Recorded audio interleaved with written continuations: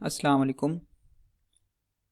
इस वीडियो में आपको ज़ैम्प के अल्टरनेटिव जो सॉफ्टवेयर्स हैं, ज़ैम्प एक्चुअल में एक लोकल डेवलपमेंट सर्वर है। ज़ैम्प सॉफ्टवेयर आपने सुन रखा होगा, ज़ैम्प। इसके अल्टरनेटिव जो सॉफ्टवेयर्स हैं जो मार्केट में अवेलेबल हैं, बिकॉज ज़ैम्प में बहुत सारे इश्यूज आ रहे हैं, तो उनको ओवरकम करने के लिए हम उसके अल्टरनेटिव को इस वीडियो में देखेंगे। एक अल्टरनेटिव उसका है लोकल WP के नाम से। ये एक बहुत फेमस सॉफ्टवेयर है, स्पेसिफिकली वर्डप्रेस की लोकल होस्टिंग और डोमेन के लिए बनाया गया है, ताकि वर्डप्रेस पे इजीली आप लोकली काम कर सकें। इसका लाइव लिंक भी जनरेट वहाँ से हो जाता है। बहुत सारे इसमें एक्स्ट्रा फीचर्स हैं, तो इसको देखते हैं लोकल WP सॉफ्टवेयर को कैसे इंस्टॉल करना है और कैसे यूज़ करना है।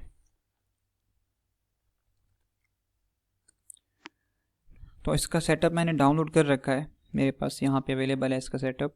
लोकल 9.2.5 इस वक्त ये वर्जन चल रहा है, मे भी आगे जाके वर्जन इसका अपडेट हो जाए। इसकी टोटल साइज़ है 707 MB, आप देख सकते हैं कैप्शन में यहाँ पे। इसको सिंपल इंस्टॉल करते हैं, डबल क्लिक करके इसकी सेटअप विंडो ओपन हो जाएगी।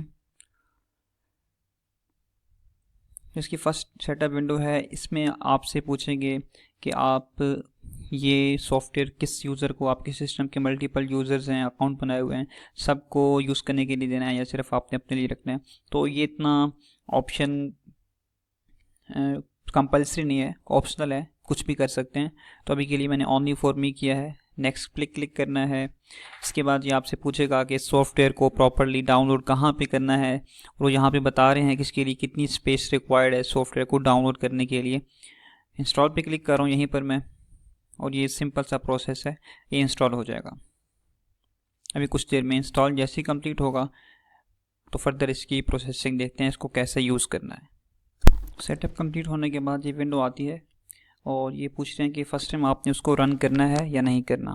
तो हम इसको रन यहाँ से भी कर सकते हैं। जैसे ही फिनिश पे क्लिक करूँगा वो सेटअप जो इंस्टॉल्ड हो चुका है वो ओपन हो जाएगा।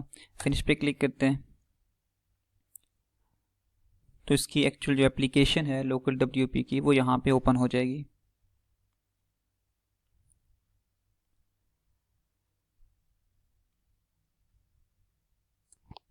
तो ये उसका एप्लीकेशन जो है लोकल WP की वो यहाँ पे ओपन हुई है।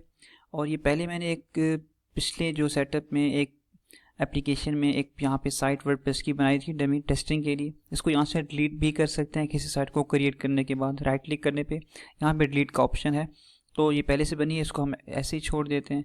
तो न्यू साइट क्रिएट करनी है, यहाँ पे प्लस का आइकन आ रहा है, तो वर्डप्रेस की साइट क्रिएट करते हैं।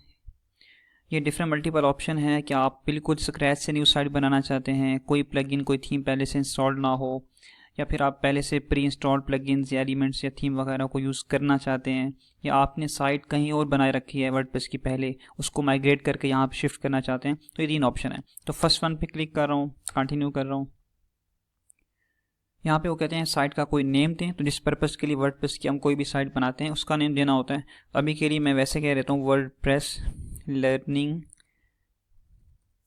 25 कुछ भी, ये मैंने साइट का नाम रखा है। एडवांस ऑप्शन में देखते हैं क्या कुछ पूछ रहे हैं।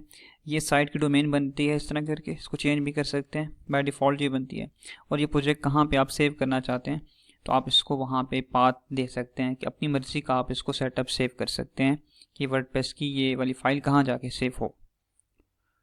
तो अभी के लिए इसको कहीं पर हम सेव कर लेते हैं किसी भी डायरेक्टरी में।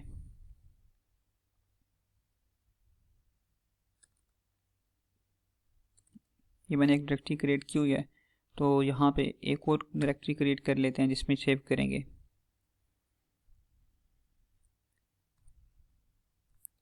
WP लर्निंग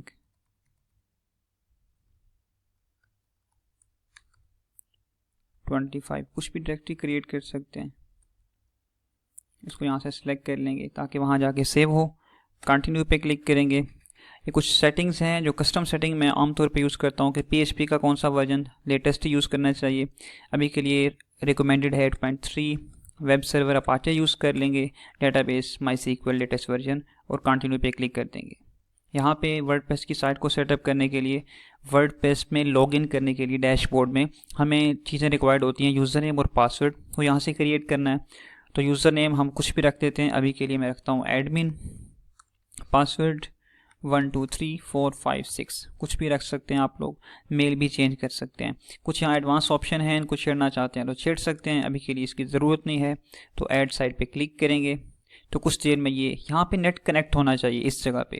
यहाँ पे अगर आपका नेट डिसकनेक्ट होगा तो ये साइट जो वर्डप्रेस डाउनलोड नेट से करता है रुक जाएगा।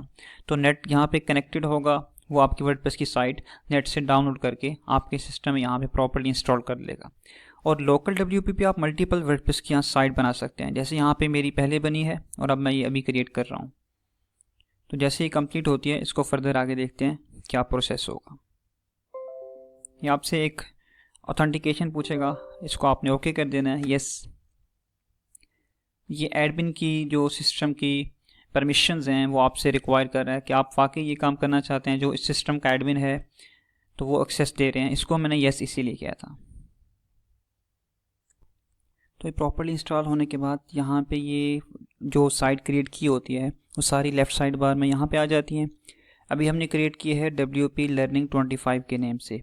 यहाँ पे इसका टाइटल शो हो रहा है और इस वक्त इसके सारे जो सेटअप्स हैं, सर्वर वगैरह, सारा कुछ जहाँ से मैनेज होता है। तो सारा कुछ ऑल इन वन यहाँ पे इसी एक प्लेस पे, एक ही इस पैनल पे अवेलेबल है।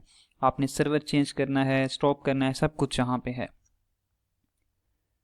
तो इसकी ये दो जो साइट्स होती हैं वर्डप्रेस की, एडमिन साइड होती है, यूज़र साइड होती है, यहाँ से क्लिक करने पे ओपन हो जाती है।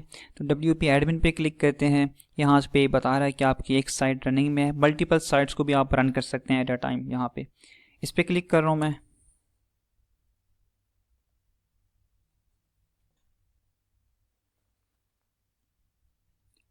तो ये वर्डप्रेस में लॉगिन करने के लिए डैशबोर्ड ओपन होगा।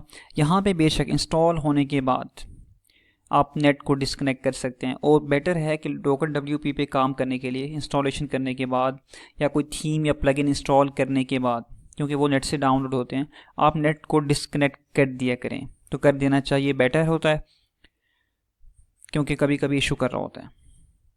तो यहाँ से लॉगिन करते हैं। हमने यूज़र नेम एडमिन रखा था, पासवर्ड 1 2 3 4 5 6 रखा था, जस्ट फॉर डमी पर्पजेज़ और लर्निंग पर्पजेज़। लॉगिन कर रहा हूँ। तो यहाँ से वर्डप्रेस का जो एक्चुअल डैशबोर्ड होता है, जो आप XAMPP पे करते थे या जिस किसी भी और सॉफ्टवेयर पे, तो आप यहाँ पे भी बाकी काम वैसे ही करेंगे।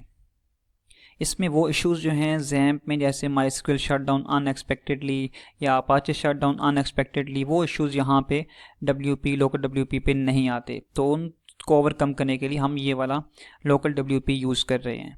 ये फ्रंट डैशबोर्ड है, यहाँ से फ्रंट साइड ओपन कर सकते हैं। कंट्रोल प्रेस करके आप क्लिक करेंगे तो आपका फ्रंट साइड ओपन हो जाएगा। यहाँ पे ये फर्स्ट टाइम जो थीम इंस्टॉल होता है। बाकी सेम वही प्रोसेस है जो वर्डप्रेस में हम थीम या प्लगइन इंस्टॉल करते हैं, पेजेस क्रिएट करते हैं, एलिमेंटर में काम करते हैं, बाकी सब कुछ वैसे ही है। तो लोकल WP का ये इन्वायरमेंट है, ये सेटअप है सारा कुछ। इसको बाद में काम करने के बाद यहाँ से स्टॉप कर सकते हैं साइट को, अपनी वर्किंग कंप्लीट करने के बाद।